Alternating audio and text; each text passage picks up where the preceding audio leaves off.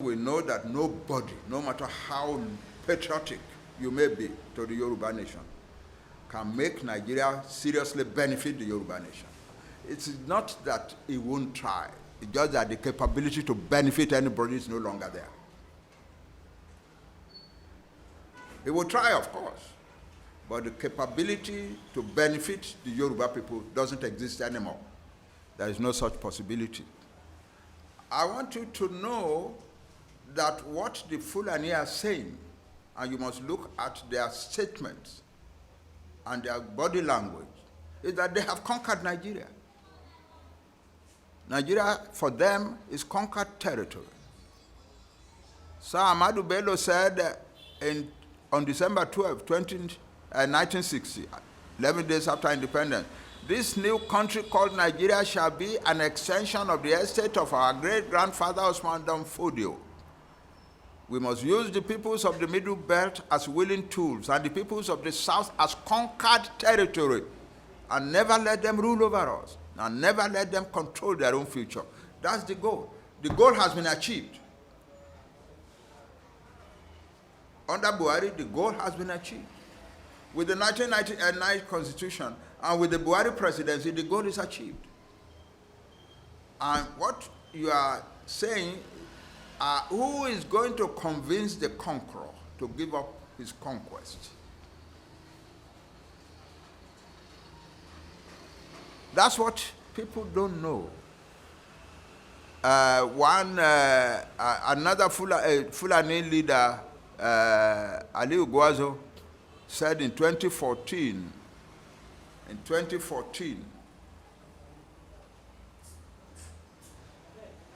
1960, I'm quoting him, in 1960, Allah, through the British, gave us Nigeria to rule and to do with as we please.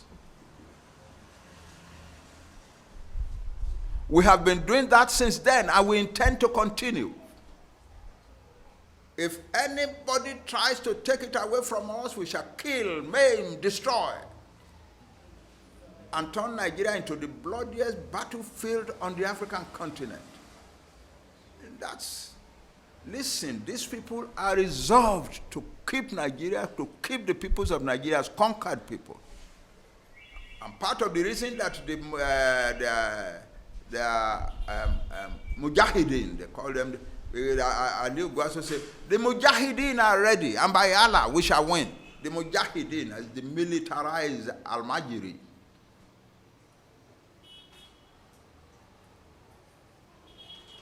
And they are all over the place. Thank God for the particular nature of Yoruba society. They have put enough effort into conquering Yoruba land. In 2000, early 2000 and I think 20, the Fulani killed a large number of people on January 1. Was it 2020 or 2019? I can't remember. Yeah, 2019. Killed a large number of people in Benue State on New Year Day. And so the leaders of Yoruba people, the leaders of the other peoples of Nigeria thought, oh, we should go and commiserate with these people. And so we were asked, Yoruba people, we were asked to send 4 representatives. Chief Adebanjo led us, and I was his assistant, and we took 2 young men with us. The Igbo sent 4. They just sent 4. The Middle Belt sent 4. A delegation of 16 people. We met in Abuja and flew to Benue State. And we expressed our commiseration with the people of Benue State. They were waiting for us in a huge hall, all their elite. Then after we had finished expressing our commiseration, Governor Otom said, thank you very much. You make us feel like human beings again. But there is something more that I need to tell you. The people who wrote a letter to us last November to say they were coming to attack us, And we took their letter to the president, to the vice president, to all the rulers of Nigeria, and nobody did anything. And they came and attacked us big time and killed many people and destroyed many villages. They have now written another letter to us. I want to read the letter to you. So he brought out the letter, and the letter said, "Dear Mr. Governor Tom, we know that you and your people have been doing mass burials and national mourning.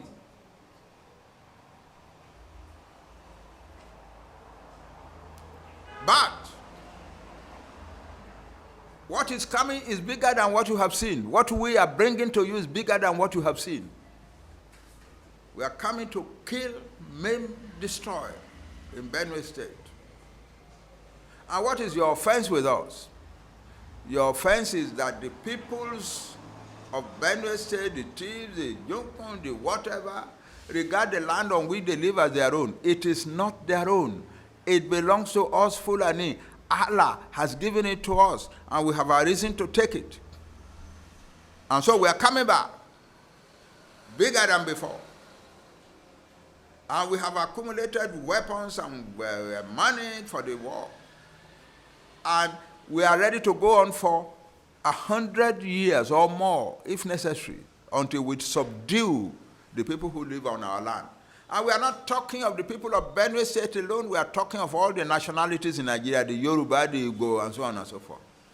So you are talking of people who already have developed the mentality of the conqueror. And you are asking that you are supposing that a time will come when they will sit down and want to talk with you on the basis of restructuring and so on and so on. It won't happen. We know that it will not happen. And you say, oh, we are talking to the authorities in Abuja. Yeah. What we are talking to them is we want to go.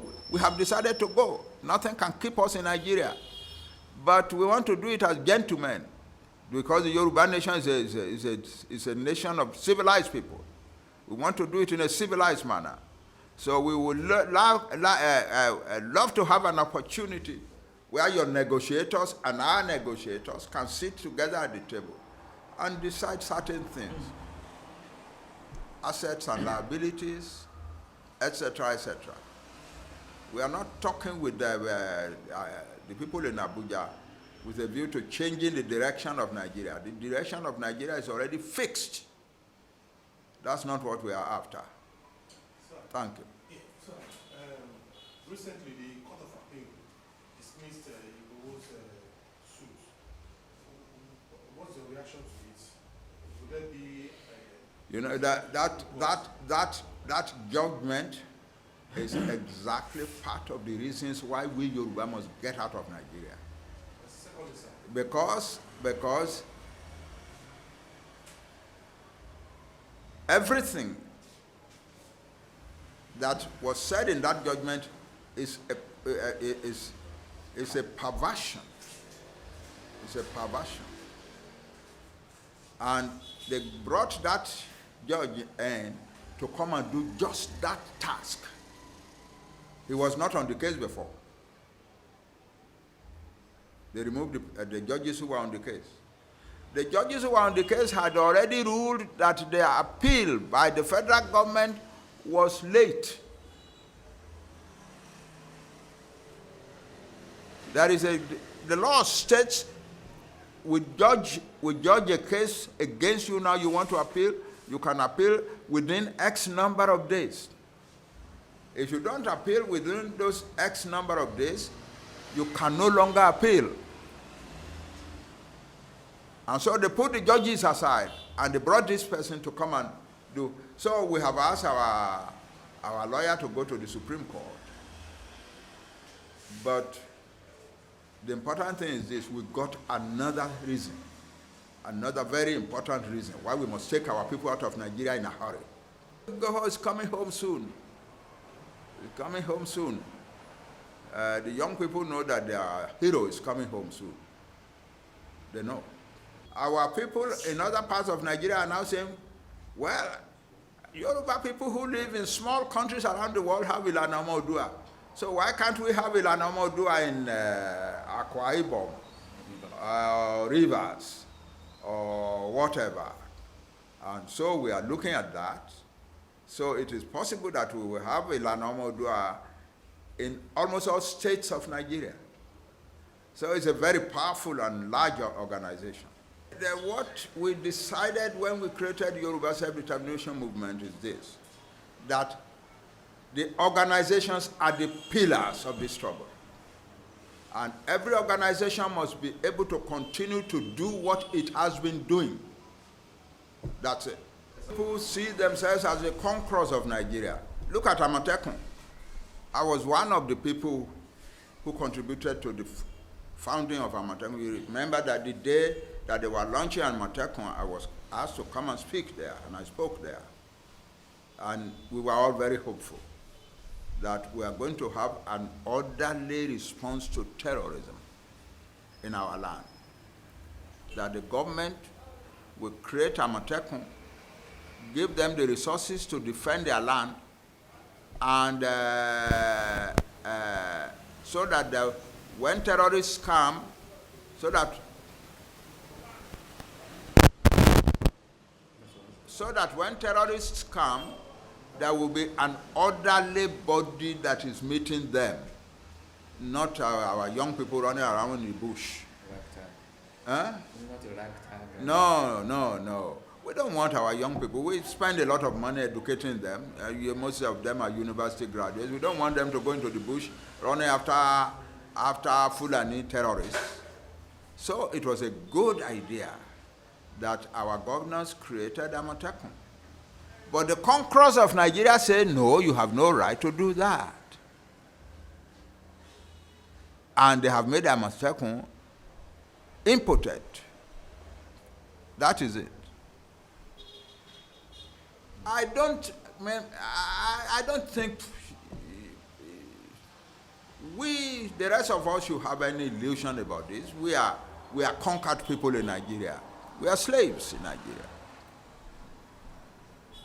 I don't think there is, if anybody thinks, oh, I'm still walking around, yeah, that is, before you meet Fulani people, if you were driving from Lagos to Ibadan, you meet Fulani, terrorists come out of the bush to stop you, you will no longer say you are free. Then you will know you are not free.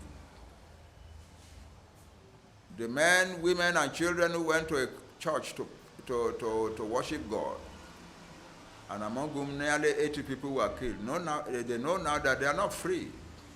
And that's what we are telling our elite. Oh, all over the world, the elite does the same thing. Namely, you come from work, you drive in, your wife is there, your children are there, your food is ready, your television is on, and so on. That's natural. We don't abuse our elite for living like that. That's how the elite live everywhere.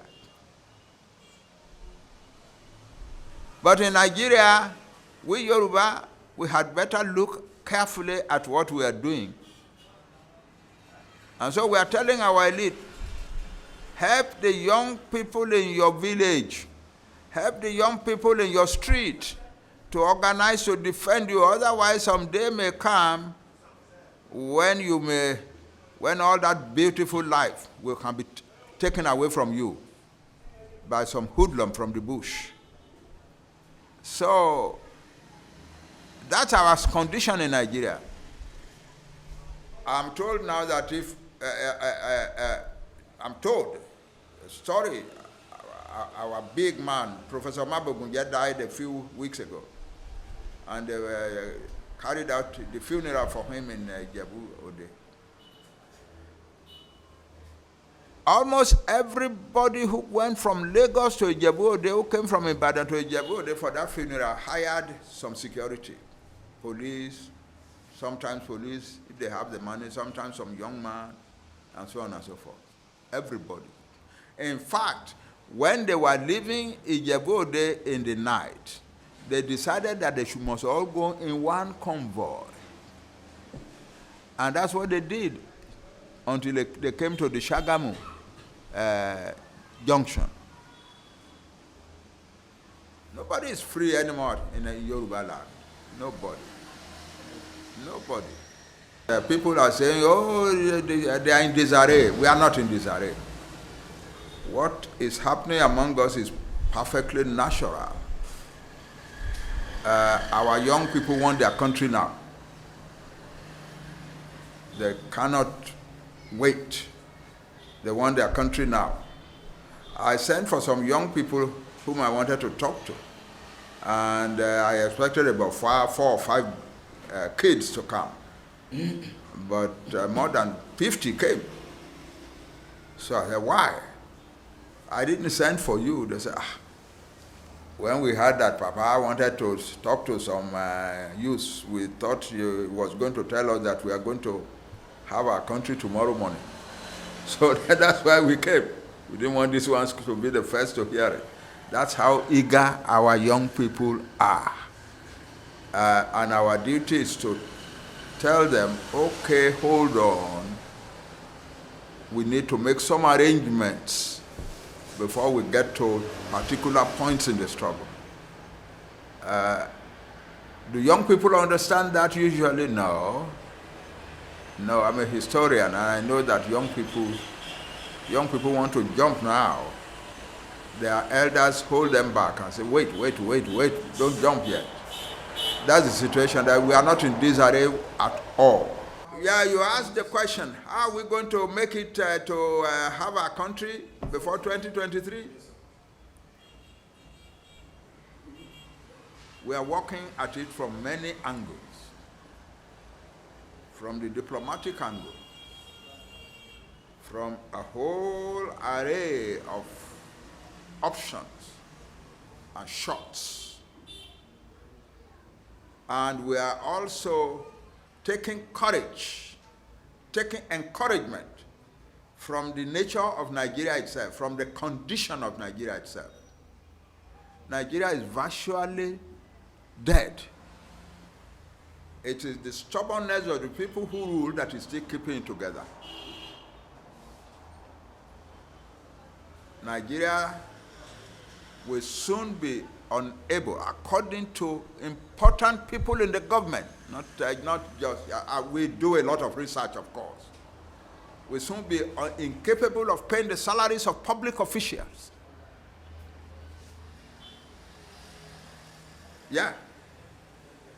Nigeria, according to the authorities, the financial authorities of the world, IMF, is expending 92.6% of its annual income to service debts. And IMF says it may reach 100 soon. If it reaches 100, then there's no country. And it could reach 100 in the next month or so.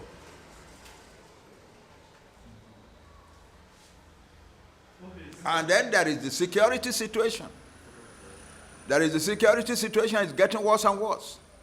Even the president now cannot travel in certain parts of the country without being endangered. We hear that once he wanted to fly from Abuja to some place, and a few minutes before the flight took off from the Abuja airport, the decision to fly was cancelled, was aborted. Why?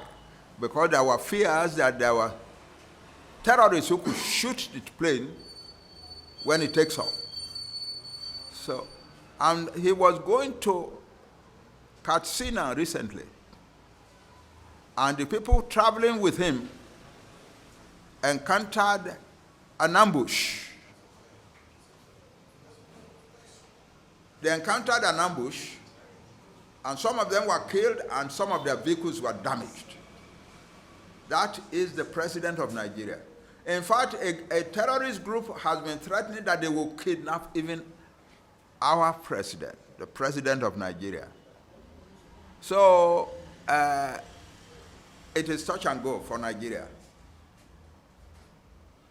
And so we are asking our brethren who are running around, you want to be president, or you want to be senator, or you want to be through the 2023 election, look out carefully. Look out carefully. be sure that there will be a country there called Nigeria in 2023. A lot of people, informed people in the world doubt that now. Asiwaju Bola Tinubu is struggling to become president of Nigeria. There's nothing wrong with that. But we do not, because of him, collapse our struggle for the Yoruba nation. Just as we cannot ask him to collapse his own campaign for the Yoruba nation. So we have here two parallel lines in the same country, among the same people. What we who are, because this is an intellectually very strong movement, what we who are handling the Yoruba self-determination struggle must do is to be, as I said, thoughtful, competent,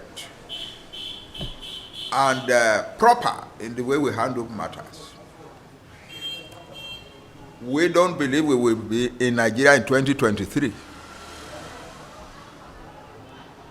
And by the grace of God, we are not going to be in Nigeria in 2023. So we don't hurt our brother who wants to be president of Nigeria, and he must not try to hurt us. We won't try to hurt him. We have developed very sophisticated ways of getting messages to our youth across the Yoruba land. If they are going on a rally, they have a blueprint in their mind. If the police say, don't stand where you are standing, don't do your rally there, leave the place. The police are not our enemies. They are young men like us who are looking for jobs and who got the job of policemen. They have nothing against us, and we have nothing against them.